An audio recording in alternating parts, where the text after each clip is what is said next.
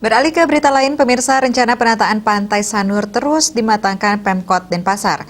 Kini, Balai Wilayah Sungai atau BWS Bali Penida sudah mempersiapkan untuk proses tender. Proyek ini dirancang bisa berjalan mulai Agustus hingga Desember 2021. Puluhan pedagang yang menempati areal sebelah timur Jalan Setapak akan direlokasi. Wali Kota Denpasar I Gusti Ngurah Jaya Negara meminta kepastian jumlah pedagang yang selama ini beraktivitas di luar jalan setapak pantai karena pedagang ini harus pindah sebelum penataan dilakukan. Untuk itu diperlukan lahan relokasi yang siap menampung keberadaan mereka.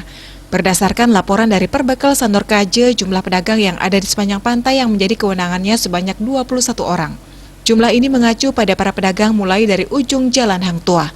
Sedangkan para pedagang di pantai Matahari Terbit masih banyak, namun mereka tidak didata karena rencana penataan akan mulai dari ujung Jalan Hang Tuah.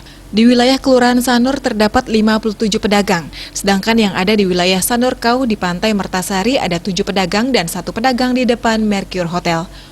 Untuk lahan yang bisa dijadikan tempat relokasi ada beberapa lokasi, di antaranya di Pantai Duyung ada lahan 20 are, di dekat Hotel Mercure ada 71 are, serta di Pantai Karang 60 are. Sedangkan untuk pedagang di Pantai Mertasari ada pula lahan milik Pemkot Denpasar yang bisa dijadikan untuk relokasi pedagang. Jaya Negara meminta proses tender tetap dilakukan karena memerlukan proses yang panjang.